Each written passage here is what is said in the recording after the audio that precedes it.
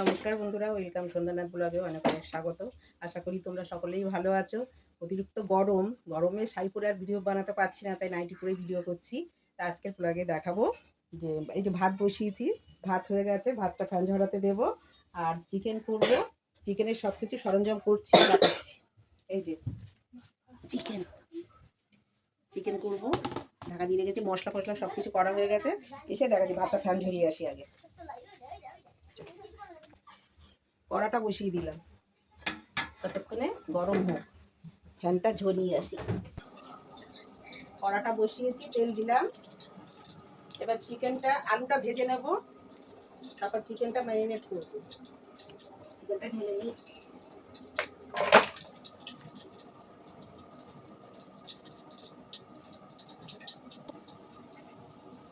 প্রথমে হলুদ দিলাম, হালকা একটু নুন লবণ দিয়ে দিলাম, আলুটা দিয়ে দিচ্ছি।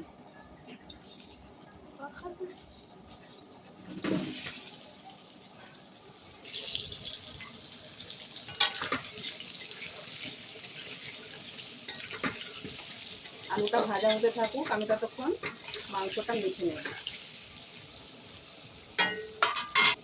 প্রথমে হলুদ দিয়ে দিলাম, লবণ দিয়ে দিলাম, তেজপাতা দিয়ে দিলাম কুচি,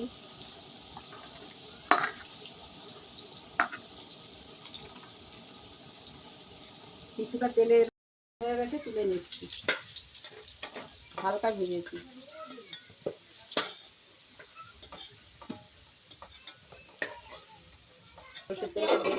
একটু মশলা দিয়ে দিই, একটু। এতে সব কিছুই আছে, আদা রসুন কাঁচা লঙ্কা পেঁয়াজ সব কিছু মশলা এতেই আছে। একটু অর্ধেক এতে দেবো চিকেনের মধ্যে, না আর অর্ধেক ভেজে দেবো। এটা দিয়ে দিলাম, পেঁয়াজ দিয়ে দিলাম,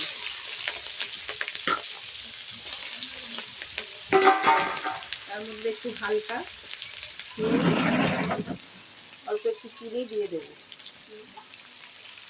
কালার হওয়ার জন্য। এবার বাটা মশলাটা দিয়ে দিচ্ছি।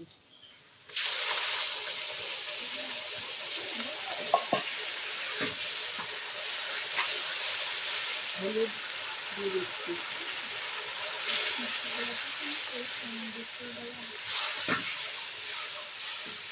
এবার সর্ষের তেলটা দিয়ে মাংসটা মেখে নেব।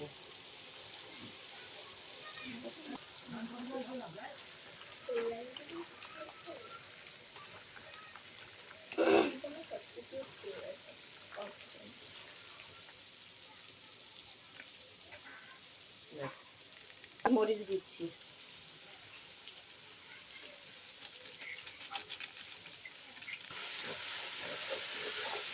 মশলাটা কষানো হচ্ছে, আর একটু হবে।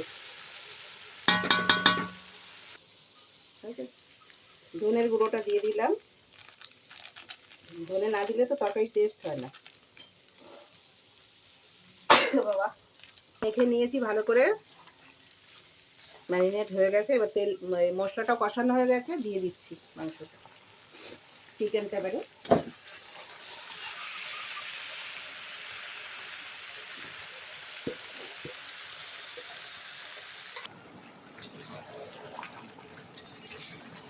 কষানো হচ্ছে, দেখো।